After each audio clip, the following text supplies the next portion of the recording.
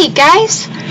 Today we're going to be talking about Apple. Apple, as you probably already know, is a multi-billion-dollar company that's pretty much taken the world by storm. Today, Apple is one of the most successful corporations in the world. From the iPhone to the Apple Watch, it's impossible to go anywhere without seeing that famous Apple logo. Can I help you guys with anything?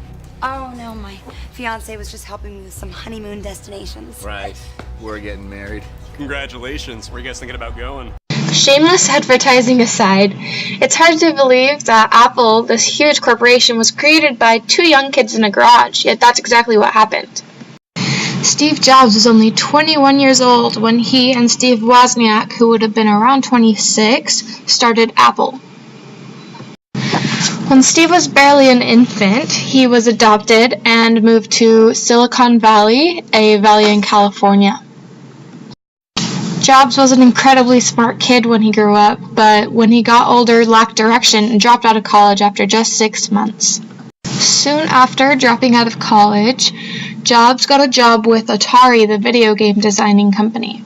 Just months later, he quit, and after a few months of self-discovery, created Apple in 1976 within the wreckage of his family's garage. The other co-founder, Steve Wozniak, was a little bit different. As a young kid, he didn't excel at school, but he did stand out in terms of electronics.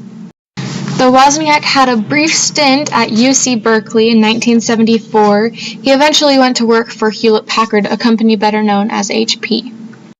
It was at HP that Wozniak worked until he and Jobs created Apple, leading him to quit in 1976. Jobs and Wozniak quickly got their first breakthrough with the Apple I, sort of. A little under 200 were manufactured, but the public wasn't really buying into it. Jobs and Wozniak were not dismayed, and thus came the Apple II, an 8-bit home computer that put Apple on the map by being the first mass-produced PC. Jobs and Wozniak worked well together, and though there were some complications, like a 10-year-long split from Apple on Jobs' part, they created an empire. It's said that Wozniak was mainly the focus of building the products, while Jobs was the face of marketing. They weren't in it for the fame or the money. They were in it because they knew PCs were coming and had a need to solve the problem.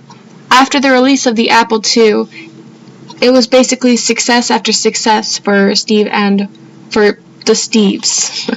Steve Jobs is now a household name, with Steve Wozniak not far behind him. With the release of Mac, the iPod, the iPad, and the iPhone, which is still releasing model after model, Apple doesn't seem to be going anywhere.